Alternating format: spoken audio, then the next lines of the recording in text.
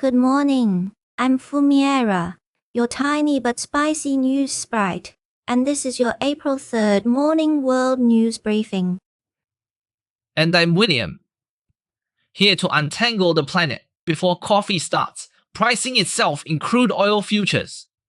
Today's three big themes are a new international push to reopen the Strait of Hormuz, heavy strikes knocking out two of Iran's biggest steel plants, and Myanmar's coup leader, Min Aung Hlaing, preparing to step into the presidency.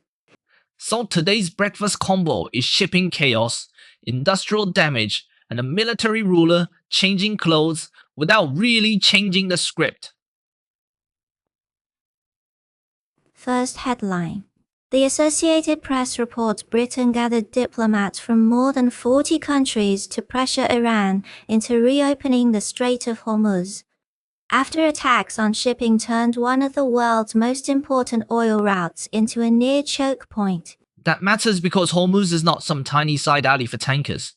It is one of the giant valves of the global energy system. So when it clogs up, fuel, food, and inflation all start doing ugly little backflips.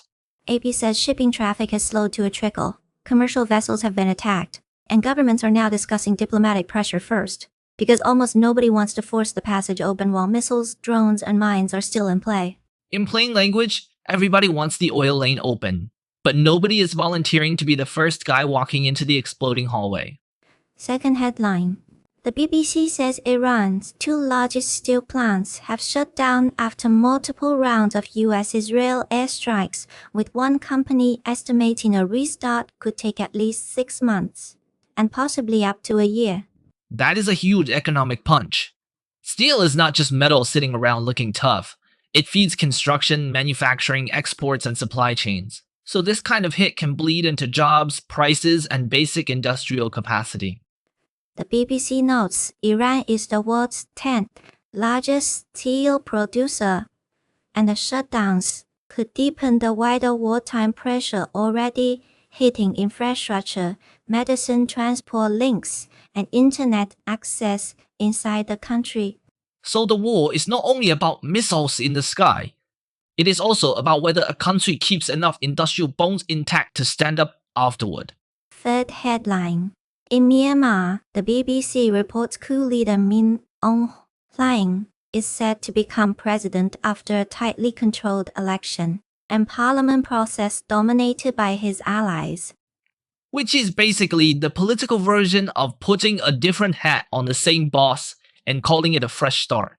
Civilian rule on paper, military power under the table, and honestly also on top of the table. The report says millions have been displaced. Huge parts of the country remain outside full junta control, and activists see this handover as a coronation rather than a real democratic turn. So if you were hoping for a clean reset, the answer is a tragic nope.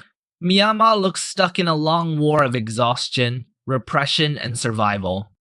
Put together, today's stories show how modern conflict spreads in layers, choke a sea lane, and the world feels it. Smash industrial capacity, and recovery gets harder.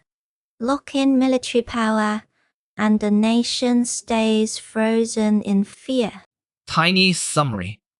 The map trouble is becoming shipping trouble, factory trouble, and human future trouble all at once.